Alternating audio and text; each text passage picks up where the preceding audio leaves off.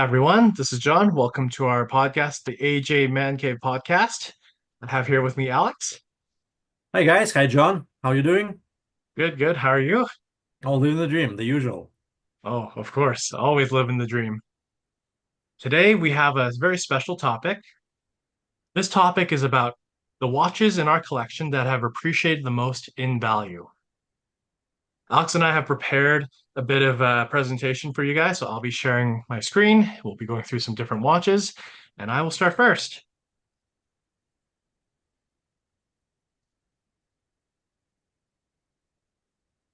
Alrighty, so I have three watches here, and Alex has two watches, but we'll be going back and forth. The first watch that I have is the Casio Arni.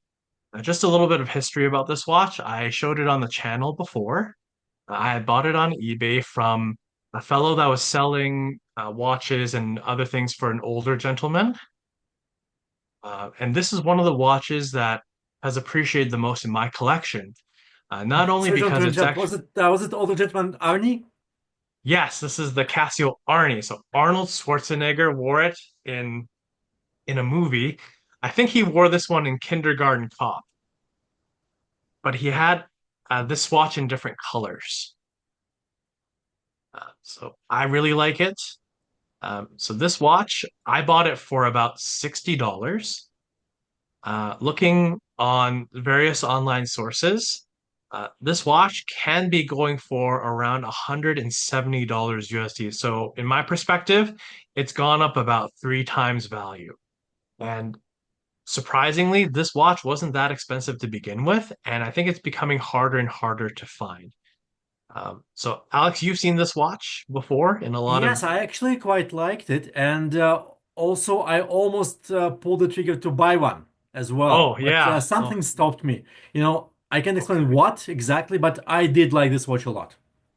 Okay, fair enough. And then what I'll do, Alex, is we'll talk about our overall thoughts at the end. I'll pass it to you. Why don't we talk about the next watch, which is this one here?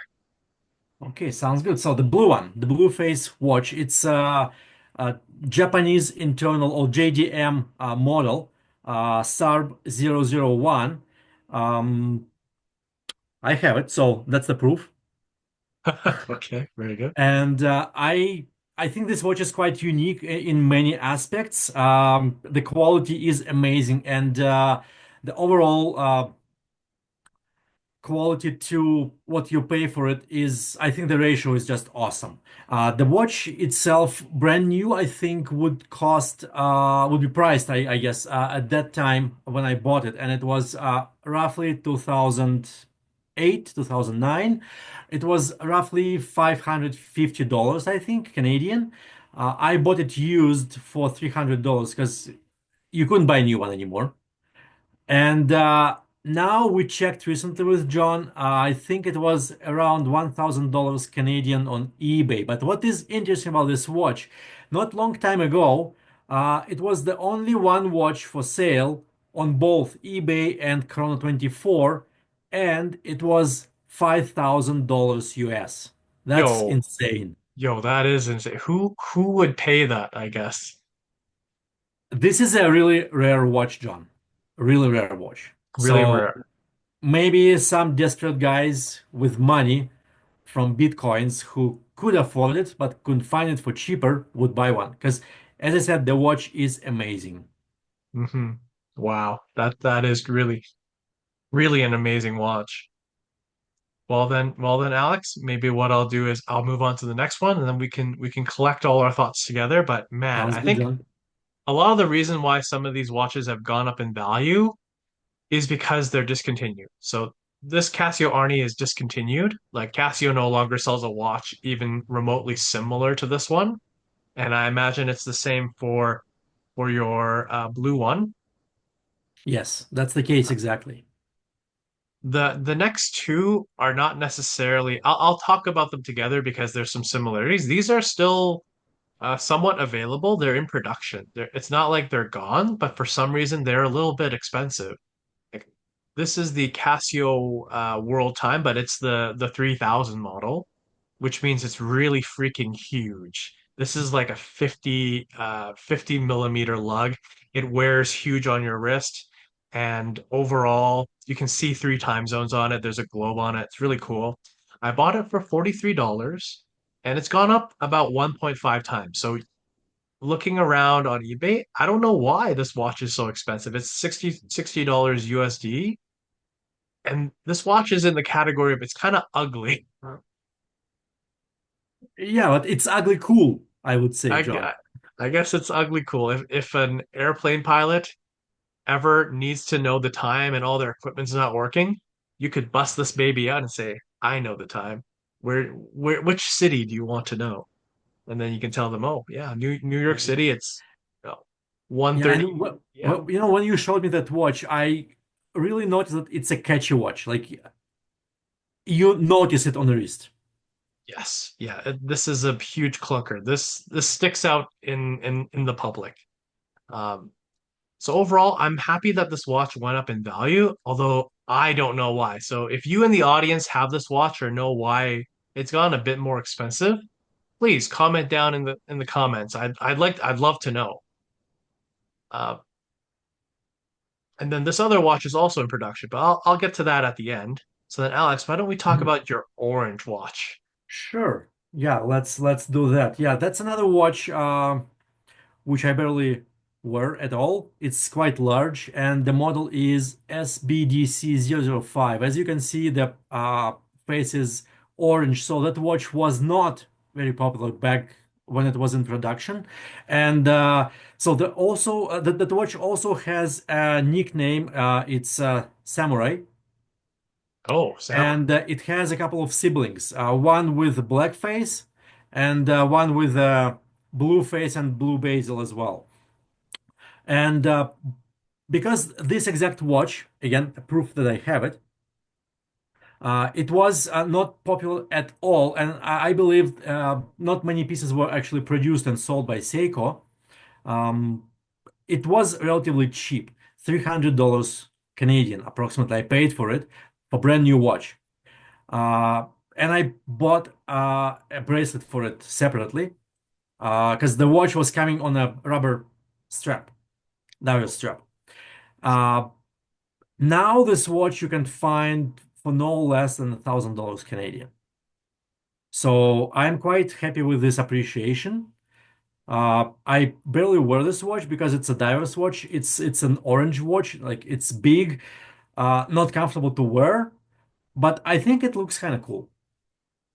It does. Like the orange makes it very unique, Yeah. and I don't see a lot of watches that look like this.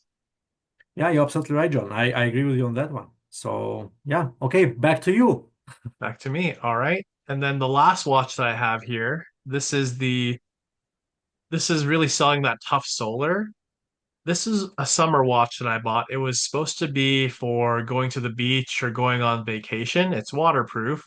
It is also an anti-digi. So actually the first one and the third one are both anti-digi.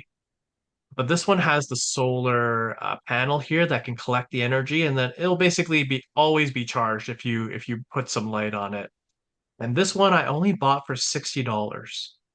But right now, you can see that for some of these colors, like the red, the white, I have multiple versions of this watch because I thought I'd go to the beach, I wear a different one every day. It's now like $100 USD in some places. And I don't think this watch is out of production either. They're still selling it. They sell like a regular looking black one of it. For some reason, this watch is quite expensive. This is almost two times its price. And I think it's because this watch does everything. It has a really cool feature where when you adjust the time, these hands will just spin. There's like a little bit of a show that happens when you try and adjust it.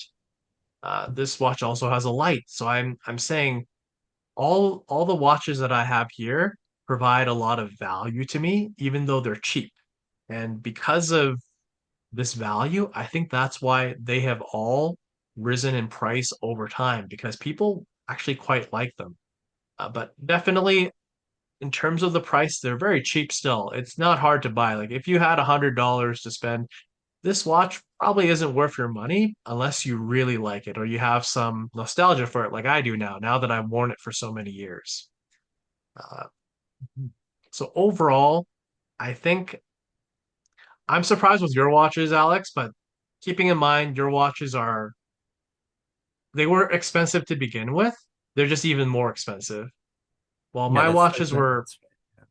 cheap and now they're just a little bit more expensive. Well, they still almost like twice fold, threefold for the first Casio, right? So you can't complain about this appreciation, I guess, right? Oh, I'm not complaining.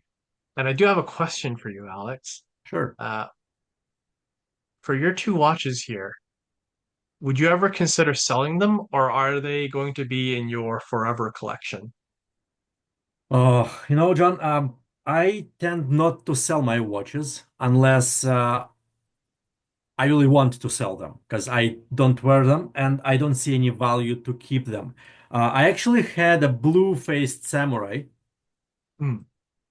the same one as this one, but with blue face. I sold it. Uh, wasn't enough time on my wrist at all, and I thought, well, maybe someone will appreciate it more to have than me. But in general, no, I want to keep these both watches.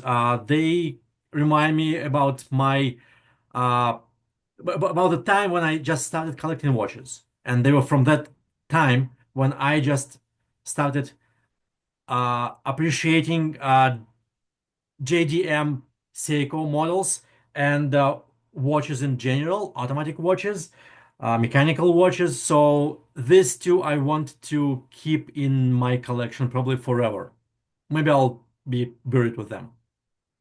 Yeah, fair enough. Yeah, I think these two watches are really cool. I can see why they've gone up in value. And I think these are pretty solid. Like looking at the design of this, I'm surprised that they don't still sell the blue one or something similar to it. Uh, the orange one, I think because maybe the original colorway wasn't as popular to begin with, people didn't really appreciate it. But now that it's out of out out of the market and it's only the secondary market, people want something more unique. And that's why these two watches have gone up in value by three times. Yeah. John, I have my own theory on this.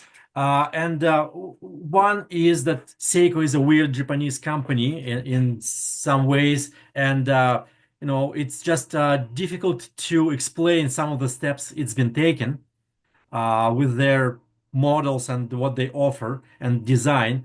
And also, another aspect I think is that recently it seems like uh, Seiko increased their prices dramatically, and the quality is not there. I think QC is known, being a weak point for Seiko watches, and I think maybe these watches, with their quality, exceeded that level of being reasonably priced for the market, for the mass market. I So see. maybe they just can't find their audience to buy. That may be the reason as well. Because these ones aren't Grand Seikos, right? They're I not. don't know when the Grand Seiko brand came to be, but would you say a Grand Seiko is in the $1,000 category?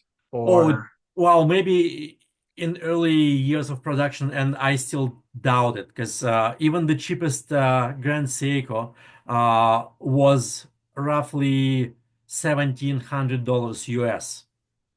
I see. So So, then those watches were not competing with Grand Seiko, uh, no, okay. not by the quality of movements or by quality of cases and bracelets.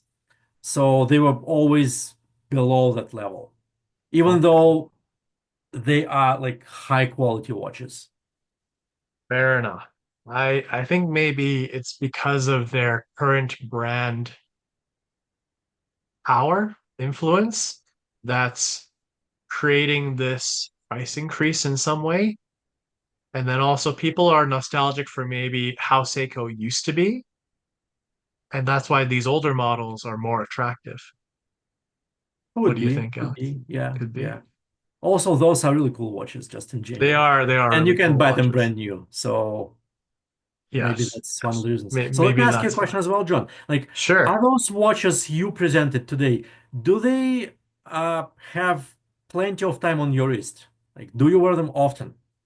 I would say the Casio Arni, when I bought it, I wore it all the time because it had such presence. It was like my muscles felt bigger when I wore it. I could go to the gym and lift a couple weights. Definitely when wearing this watch. I felt the star power from this watch. Mhm. It looks pretty good. I do like it, and I think it's underappreciated in general. And I am surprised Seiko actually discontinued it as well. Yeah, I'm surprised. It's actually a really cool watch. This dial can turn.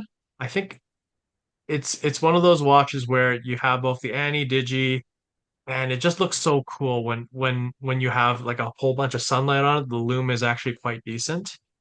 Uh, the third one I also wear a lot, especially on vacation. I basically bring the three watches, the red, white, and blue one, and I basically wear them. Uh, I wear them a different one each day. Mhm. And then to be fair, the second one, this one I don't wear a lot at all because it's way too chunky for me. But I do enjoy it when I do wear it. I wear it maybe like once a year at most. When I think about it, I'm like, oh yeah, I haven't worn it. Let's give this a little bit of wrist time. Okay. Mhm. And then I put it away and I don't see it for another year. Yeah, yeah, yeah. That's quite usual with my watches as well. Yeah, but I think that's why this hobby is fun, Alex. We have lots of variety and we can pick and choose what watches we like to wear. And some of them have a story. Some of them just look so cool. So these are my closing thoughts. I think overall, these watches that we've shown here today, somebody out there, a lot of people out there see their value and they like them. Yeah, yeah, absolutely. And John, let me just echo what you said. I think in many watches we have the actual value is not that important, but rather a sentimental value. That's what matters Yes, to me. that's right. That's right. I would say that if I lost any one of these, I would be really sad. Even this one, even though I only wear it once a year, I'd be very sad. Well, at least you can replace them. They're still in production, right? Yeah, But this one you can some you keep. just can't. And just one fun note, this one in the middle, they made like a like I don't know if it's all stainless steel. I think the case is plastic, but they have this whole stainless steel band. It's super heavy though. You're basically wearing a brick. So there is a version of this that is really chunky. This plastic one is still relatively light. So just for fun, for those in the audience that have ever bought it, let me know. Do you actually wear it? Because I wouldn't. Okay. All right. Thank you for watching, everyone. Hopefully, you guys enjoyed this podcast.